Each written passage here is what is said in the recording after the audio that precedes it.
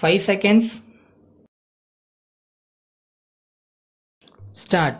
நண்பர்களே, நல்லறிஞர்களே, மரபுசாரா எரிசக்தி உற்பத்தியாளர்கள் மாநாட்டில் கலந்து கொண்டு மின்சார அமைச்சர் என்ற முறையில் சிறப்புரையாற்றும் அரிய வாய்ப்பினை நல்கிய உங்களுக்கு என்னுடைய பணிவான வணக்கத்தை தெரிவித்துக் கொள்கிறேன்.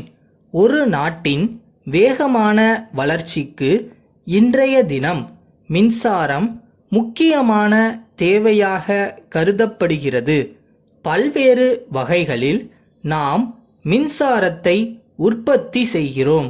இருக்கின்ற நீர் ஆதாரங்களை எல்லாம் பயன்படுத்தி எந்த அளவிற்கு அதிகமாக புனல் மின் உற்பத்தி செய்ய முடியுமோ அந்த அளவிற்கு செய்துவிட்டோம்.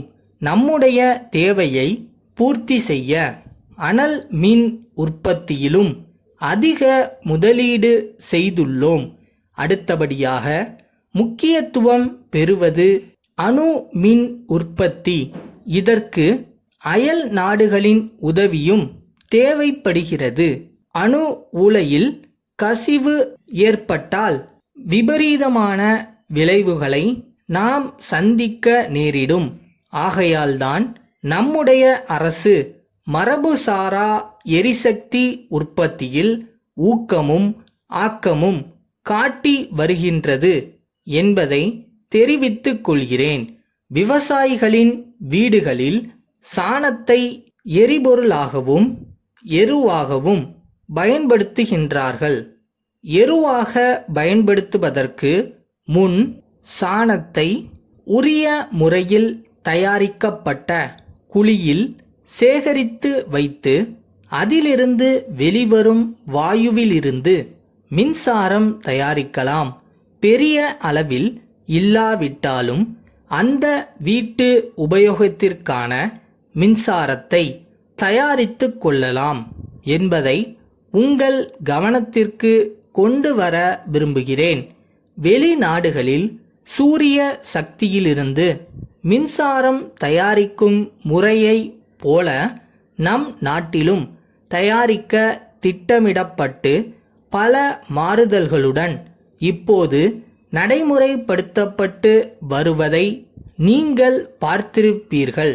அதனால் சுற்றுச்சூழலுக்கு பாதிப்போ சுகாதார கேடோ ஏற்படுவதில்லை. ஆகவே வீட்டுக்கு தேவையான மின்சாரத்தை சூரிய சக்தியிலிருந்து பெற்றுக்கொள்ளும் திட்டத்தை விரிவுபடுத்த அரசு நடவடிக்கை எடுத்துள்ளது என்பதை தெரிவித்துக் கொள்கிறேன். அடுத்தபடியாக காற்றிலிருந்து மின்சாரம் தயாரிக்கும் திட்டம் இருக்கிறது. தென் மாவட்டங்களில் இத்திட்டம் தீவிரமாக செயல்படுத்தப்படுகிறது. காற்றின் வேகத்திற்கு ஏற்ப மின் உற்பத்தி இருக்கும். அதற்கு தகுந்தாற்போல் காற்றாலைகள் அமைக்கப்படுகின்றன. சொந்த தேவைக்கு போக எஞ்சிய மின்சாரத்தை மின் வாரியத்திற்கு விற்று விடுகிறார்கள். அதை போன்றே கடல் அலையிலிருந்து மின்சாரம் தயாரிக்கும் ஒரு திட்டமும் பரிசீலனையில் இருக்கிறது என்பதை சுட்டிக்காட்ட விரும்புகிறேன். இத்தகைய திட்டங்களின் மூலம் படித்து வேலை இல்லாமல் இருக்கும் இளைஞர்கள் பயனடைவார்கள். சுய தொழில் வாய்ப்பு பெருகுகிறது. செலவு குறைவாகவும் இயற்கை சூழல் பாதிக்கப்படாமலும் இருப்பதால் அரசும் அதிக அக்கறை காட்டி வருகிறது.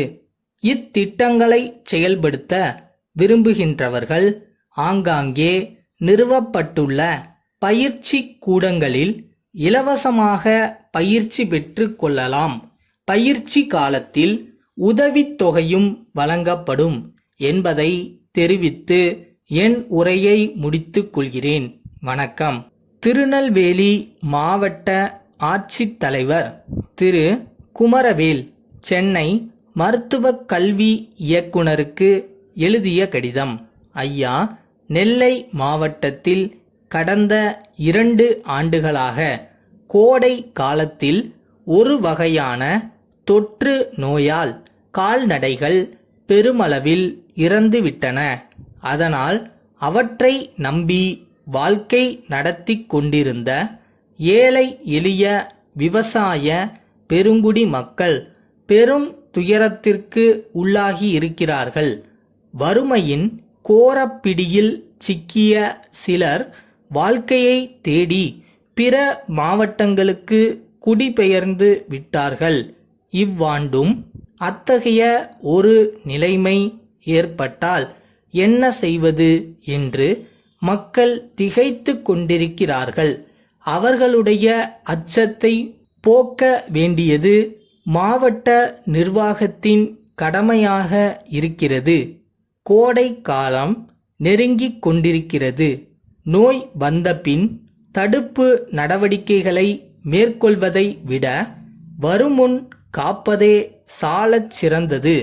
ஆகையால் இம்மாவட்டத்திலுள்ள மருத்துவ குழுவினருக்கு உதவியாக தங்கள் கட்டுப்பாட்டில் வருகின்ற சிறப்பு மருத்துவர்கள் சிலரை அனுப்பி நோய்க்கான காரணத்தை கண்டறிந்து தகுந்த சிகிச்சை அளித்து மக்களுடைய பீதியை போக்க ஏற்பாடு செய்யும்படி அன்புடன் கேட்டுக்கொள்கின்றேன். தங்கள் நம்பிக்கையுள்ள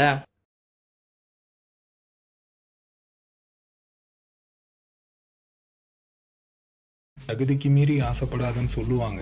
ஆனா என்னோட கனவு தகுதிக்கு மீறியதாவே இருந்துட்டு போட்டோம். அதுக்காக அதை நான் விட்டுருவேனா?